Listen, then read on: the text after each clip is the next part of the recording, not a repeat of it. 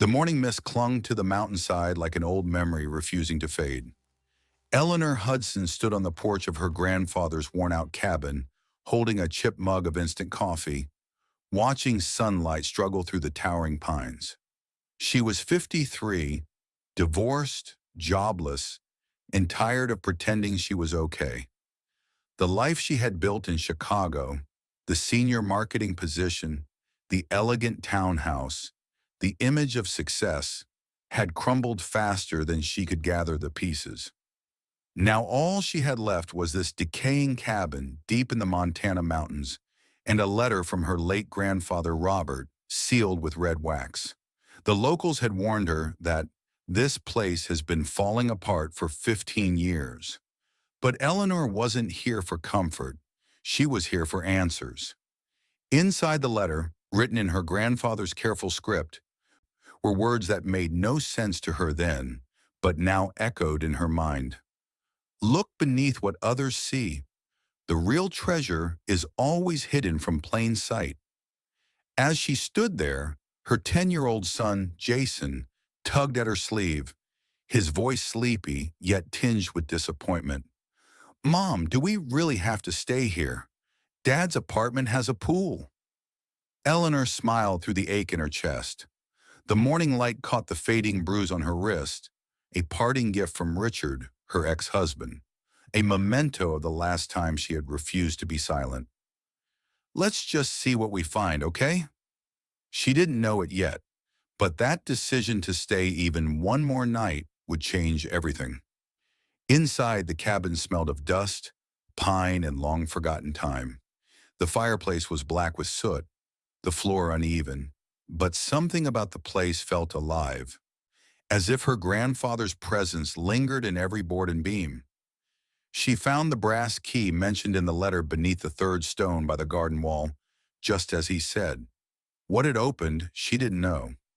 That night, as the wind howled through cracked shutters, she reread his note by flashlight. This old place has kept more secrets than the mountains themselves. Look beneath what others see. Jason had fallen asleep beside her, his small hand resting over hers. In that silence, a forgotten memory surfaced. She was 12 once, sitting on the same porch, watching her grandfather carve tiny wooden animals from oak. Every piece of wood has a story hiding inside it, he told her. You just have to be patient enough to let it speak. That memory stirred something in her, a feeling she hadn't known in years. Not fear, not sadness, but wonder. Eleanor had been somebody once. At 48, she'd been the marketing director for a Fortune 500 company with an office overlooking Lake Michigan. She'd worn tailored suits and commanded respect in boardrooms. Then she'd married Richard, charming, handsome Richard, who wore his success like expensive cologne. The cracks showed slowly. First came the criticism of her clothes, her friends, her laugh. Then came the control of her schedule, her phone, her money. Finally came the rage, hidden behind closed doors and explained away with long-sleeve blouses and carefully applied makeup. You think you can leave me? He'd hissed the words against her ear that final night, his fingers digging into her arms. I'll take everything. And he had. The divorce had drained her savings and her spirit. The rumors he'd spread had poisoned her professional reputation. At 53, Eleanor Hudson had found herself starting over with nothing but a 10-year-old son and an inherited cabin that the bank would probably declare uninhabitable. Jason was the only light. When they'd packed the last of their belongings into their second-hand SUV, he'd looked up at her with eyes too serious for his age. I miss our house, he'd said quietly, but I don't miss Dad's yelling. Eleanor had held him close then, promising herself that whatever happened next, she would build something better for him. Something real. The town of Pinecrest, Montana welcomed strangers with curious stares and polite distance. At Martha's Cafe on their second morning, Eleanor felt the weight of unspoken questions as she ordered coffee and pancakes for Jason. You're Robert Hudson's granddaughter? Martha, the 60-something owner, wiped her hands on her apron, her gray hair pulled back in a practical bun. Didn't know old Robert had family that kept in touch. We didn't. Not really, Eleanor admitted. Not until he left me the cabin. Martha's eyebrows rose slightly. That old place hasn't seen a living soul in 15 years. Most folks figured it wasn't worth a nickel anymore. Eleanor watched as her son devoured his pancakes, maple syrup at the corners of his mouth. She'd sold her Cartier watch, her one remaining luxury, just to buy groceries and basic supplies. The irony wasn't lost on her. Once she'd had everything she thought she wanted and had been miserable. Now she had nothing, and somehow felt more possibility than she had in years. As they left the cafe, a silver-haired man in an expensive suit approached. His smile didn't reach his eyes. "Ms. Hudson, William Thorpe, I own the bank here in Pinecrest." He extended a manicured hand. "I knew your grandfather." Eleanor shook his hand, noting the firm grip, the kind men used when they wanted to establish dominance. "Your grandfather's property," Thorpe continued, his voice lowered as if sharing a confidence, "it's virtually undevelopable. If you're looking to sell before it becomes a burden, I'd be happy to help you find a reasonable buyer." "Thank you," Eleanor said politely, "but I'm not ready to sell." Thorpe's smile tightened. "Of course, just know the offer stands. Land like that can become costly to maintain." As they walked back to the cabin, Eleanor felt the weight of his gaze following them. The same sensation she'd felt in the final days of her marriage, being watched, measured, assessed for weakness. That first night in the cabin, Eleanor sat cross-legged on the floor, Robert's letter illuminated by flashlight as Jason slept on their camping cot. The old cabin creaked and shifted in the mountain wind, as if trying to speak. A memory flickered in the shadows. Eleanor at 12, sitting beside Grandpa Robert on this porch, his weathered hands guiding hers as she held a carving knife for the first time. The scent of pine and sawdust, the feeling of something emerging from nothing. "You have to feel the wood, Ellie," he'd said. "It already knows what it wants to be." How had she forgotten that summer? The only time her parents had left her here for more than a weekend. The only time she'd felt a true connection to this place. A sound pulled her from the memory. Jason, moving in his sleep, his hand reaching out to the wooden floor. His fingers traced a strange pattern in the dust, though he remained asleep. Eleanor leaned closer, brushing away decades of neglect. There was something there, subtle ridges in the floorboards, going against the grain of the others. "Mom, look!" Jason was suddenly wide awake, pointing toward the stone fireplace where one rock seemed slightly out of alignment with its neighbors. Together they pried it loose, revealing a small alcove. Inside was a brass key and a wooden carving no bigger than her palm. An owl with such detail that its feathers seemed almost real, its eyes holding a wisdom that transcended the material. The craftsmanship was extraordinary, beyond anything she'd seen in expensive galleries. Eleanor turned the carving over, carved on the bottom in her grandfather's hand. "For Eleanor, when you're ready to see." Something shifted in her chest, a key turning in a lock she hadn't known existed. This carving wasn't just art, it was mastery. And suddenly Eleanor understood. This was no ordinary cabin. This was her grandfather's secret world. The discovery consumed her thoughts. She searched every corner of the cabin, every creak in the floor, until she found it. A section of boards running opposite to the rest. Beneath them lay a small wooden box sealed with a lock that perfectly fit her brass key. Inside was a leather-bound journal filled with sketches, designs, and a lineage of signatures. The Hudson Workshop, 1923.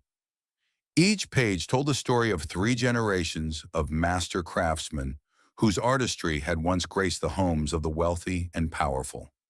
But the last entries broke her heart. The old ways are dying. The world no longer values what takes time to create. I've hidden the workshop so it may survive until hands worthy enough find it again. As Eleanor traced the faded ink with trembling fingers, something inside her shifted. She realized her grandfather hadn't just left her a cabin. He'd left her a legacy. Jason held up a second key found at the bottom of the box, ornate and glowing faintly in the afternoon light.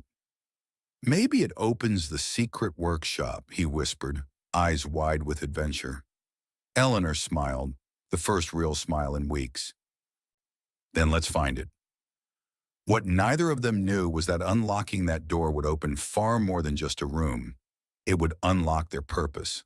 For days they searched, running fingers along walls, tapping for hollow spaces. Then Jason spotted it, a faint outline behind an old bookcase. And there it was, a hidden keyhole waiting for the ornate bronze key.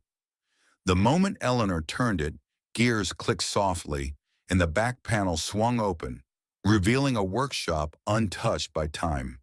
The air was heavy with the scent of wood, oil, and memory. Tools hung in perfect order: Japanese pull saws, German chisels, hand planes from the 1800s. Dust had not dared to settle here. In the center stood a workbench illuminated by a sliver of sunlight, and on it an unfinished jewelry box half-carved. Its details breathtakingly intricate, a forest scene where each leaf, each branch seemed to flow with life. A note rested beside it. Eleanor, if you found this, the tools are waiting. What we make here is not furniture. It's legacy made tangible. The choice is yours. Tears blurred her vision as she picked up a carving knife, feeling how perfectly it fit her hand. Jason whispered, "This place feels magic." And maybe it was. For the first time since the divorce, since losing everything, Eleanor didn't feel broken. She felt chosen. But destiny has a way of testing those who dare to claim it. Because just as she began to dream of rebuilding, the outside world came knocking in the form of a county inspector in William Thorpe, who wanted to buy her land before she even knew its worth. They called it a safety inspection, but Eleanor could see through the polite smiles and veiled threats. Thorpe spoke smoothly, offering to help her sell before legal issues made the property worthless. His tone was gentle, but his eyes weren't. She refused him, and from that moment, the pressure began. Warning letters, fines, sudden notices declaring the cabin uninhabitable. Her savings vanished in repair costs. But each night she returned to the workshop. She and Jason learned together, cutting, sanding, shaping, failing, and trying again. The first piece she attempted was a small maple leaf. Her cuts were too deep, the lines uneven. The second leaf cracked. The fifth began to take form. By the 10th, her hands remembered what her mind had forgotten, the way to let the wood speak. Eleanor's first completed carving was a cutting board with wildflowers etched into the border. It was uneven, full of flaws, but Jason smiled like it was treasure. "Grandpa would have been proud," he said. For the first time, Eleanor believed him. The cabin that everyone called worthless was slowly coming back to life, and so was she. One rainy afternoon, a weathered pickup truck pulled into the muddy driveway. A woman in her 70s emerged, her silver hair pulled back in a practical braid, her eyes sharp and knowing. "I'm Grace Williams," she said, extending a hand roughened by work and time. "I knew your grandfather." Over tea at the kitchen table, Grace's gaze never left Eleanor's face.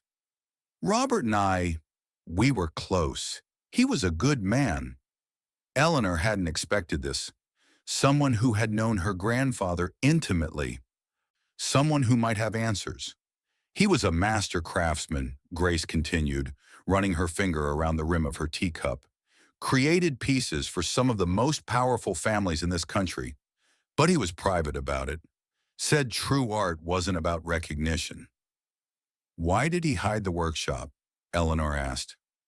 Grace's eyes narrowed slightly. William Thorpe has been trying to buy this land for 20 years, even before Robert passed. There's something not right about that. She taught Eleanor basic carving techniques that afternoon, and Eleanor discovered her hands remembered things her mind had forgotten. There was a natural talent there, dormant for decades. As Grace was leaving, she paused at the door. There's more than beauty in your grandfather's works, Eleanor. There's more hidden in this land than meets the eye. Her cryptic words lingered long after her truck disappeared down the mountain road. The storm came without warning, the kind that turns mountains into rivers. Wind howled through the valley, rain hammering against the old roof like 1,000 desperate fists. Eleanor feared the worst, that the workshop would flood and everything her grandfather had preserved would be lost. They evacuated to Grace's home in town, Eleanor clutching the leather journal to her chest as they drove through the deluge. That night, as rain lashed against Grace's windows, Eleanor couldn't sleep. The thought of losing the cabin, losing her last connection to Robert, to herself, was unbearable. When the storm finally passed, they returned, expecting devastation. Instead, the cabin stood resolute. Inside, nothing was disturbed. The workshop remained perfectly dry, as if protected by unseen forces. But the storm had revealed something else. In the kitchen, a floorboard had come loose, exposing another hidden compartment. Inside lay an envelope sealed with her grandfather's distinctive handwriting. Eleanor's hands trembled as she opened it. Inside were property deeds, mineral rights, and surveys spanning 200 acres of land. Not the 40 she thought she'd inherited. Among them, a handwritten note. They'll circle like vultures when I'm gone. But this land holds more than they can see. Protect it, and it will protect you. In that moment, everything made sense. The inspections, the pressure, Thorpe's sudden interest. Her grandfather hadn't just hidden a legacy of craftsmanship. He'd hidden land worth millions. Land containing a rare jade deposit that Thorpe had been trying to acquire for decades. Through the window, she caught movement. Thorpe, standing at the edge of the property, binoculars raised, watching. The days that followed felt like walking a tightrope between fear and faith. Eleanor met with a retired lawyer in a neighboring town, gathering evidence of Thorpe's violations. Falsified inspections, intimidation, administrative interference. Every nail she hammered, every beam she shored, became a promise to her grandfather, to Jason, to herself. Word spread across Pinecrest that Robert Hudson's granddaughter wasn't backing down. Grace introduced Eleanor to the local artisan community. Slowly, people began offering help. Lumber, tools, even meals. The story of the city woman rebuilding her grandfather's dream reached neighboring towns. Eleanor continued working on her carvings, each stroke of the chisel bringing her closer to the woman she was meant to be. She began a series of relief carvings depicting the mountain landscape, the first showing dawn breaking over the pines, light spilling through in thin maple inlays that caught the sunlight like liquid gold. Each piece more confident than the last, her hands remembering their purpose. The unfinished jewelry box became her nightly project, completing what Robert had started. Each evening, she added detail by painstaking detail, carving the forest scene with such precision that when light hit it just right, shadows seemed to move among the tiny wooden trees. Jason, too, had found his place, carving small animals like she remembered from her own childhood. His first successful piece was a tiny squirrel, its tail curved protectively around its body. Each piece carried something timeless, proof that sometimes the most broken places can build the strongest souls. And though Thorpe still circled like a wolf, Eleanor no longer feared him, because now she knew who she was, the last of the Hudsons, the keeper of their legacy. Eleanor hadn't expected to see Richard again, but there he stood one morning, his luxury car looking out of place on the dirt driveway, his tailored suit a reminder of the life she'd left behind. "You look, different," he said, eyes taking in her worn jeans, her hands calloused from work. Rougher. What do you want, Richard? His smile was practiced, the same one that had once made her heart race. Now it just made her wary. I heard about your inheritance. Quite the windfall, isn't it? All this land. He gestured to the mountains surrounding them. You got lucky while I've been struggling. The old Eleanor would have shrunk before his implied accusation. This new Eleanor just waited, silent. I deserve a share of this, he continued. After everything. After everything? Eleanor's voice was steady. After the bruises? After turning my friends against me? After making me believe I was nothing? I made you everything you were, he snapped, the charming facade cracking. You were nothing before me. No, Eleanor said quietly. I was everything before you. I just forgot. Richard's face darkened. I've been talking to Thorpe. He tells me there are ways to challenge inheritances. Legal questions about your grandfather's mental state when he wrote his will? So that was it. Richard and Thorpe working together, using her past against her. I'm not afraid of you anymore, Eleanor said, or your threats. I've rebuilt my life. You have no place in it. Richard stepped closer in that familiar intimidation tactic. You think, Dad? They both turned. Jason stood in the doorway, holding the wooden eagle Eleanor had carved. Her most ambitious piece, wings outstretched in flight, each feather distinct, the eyes fierce with determination. It was the first piece where she'd felt her grandfather's spirit guiding her hands. Mom taught me something, Jason said, his young voice somehow older than his years. We get to decide who we are, not our past. Something shifted in Richard's eyes. Surprise, perhaps even respect. He looked from his son to Eleanor, seeing them truly for the first time. Without another word, he turned and left. Eleanor knew it wouldn't be the last challenge, but something fundamental had changed. She was no longer running from her past. She was building her future. Autumn painted the mountains in gold and crimson. The cabin, though still humble, had been transformed. The leaking roof was mended, the broken windows replaced. Inside, the old wood stove crackled with warmth against the mountain chill. Eleanor had completed the jewelry box her grandfather began. The finished piece was exquisite. Mother-of-pearl inlay, contrasting with deep walnut. The forest scene now complete with a hidden path winding through the trees toward a distant mountain peak. The wood was polished to a glow that seemed to come from within, changing with the light throughout the day. Grace arranged a small exhibition at Martha's Cafe, displaying Hudson family works spanning 3 generations. Locals came first out of curiosity, then returned bringing friends. An art buyer from New York offered a small fortune for the jewelry box. It's not for sale, Eleanor told him, but I can teach the techniques that created it. She announced her plan to convert part of her land into a small woodworking school, a living legacy of the Hudson tradition. Applications began arriving from across the country, people drawn to the idea of slow craft in a fast world. Jason, now absorbed in the family tradition, showed remarkable talent.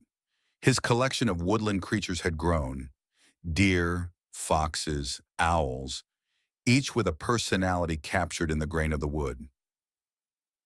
The summer spent at the cabin had transformed him from a quiet, uncertain child to a boy with purpose and pride. The legacy would continue. Yet behind the triumph, Eleanor sensed the final confrontation brewing. Thorpe had gone quiet, too quiet. She knew he wouldn't surrender the jade deposits without one last attempt. The mountains glowed under autumn light. The once ruined cabin now stood proud again, not perfect, but alive. Inside the workshop, Eleanor placed the final piece of wood into a large cabinet, her masterpiece carved with generations of Hudson patterns. A panorama of the mountainside through the seasons, with secret compartments hidden within the design. As she ran her hand over the smooth surface, she heard the crunch of tires on gravel. Through the window, she saw Thorpe's black SUV approaching, followed by two county vehicles and a police car. This time, Eleanor didn't hide. She stepped out onto the porch, papers in hand, sunlight catching the brass key hanging from her neck. Thorpe emerged from his vehicle, his usual smooth confidence replaced by grim determination. Behind him, two uniformed officers and a man with a clipboard, another inspector, no doubt. "Ms. Hudson," Thorpe called, not bothering to climb the steps to the porch. "I'm afraid time has run out for this little project of yours." He gestured to the man with the clipboard. "The county has issued a final condemnation order. You have 24 hours to vacate."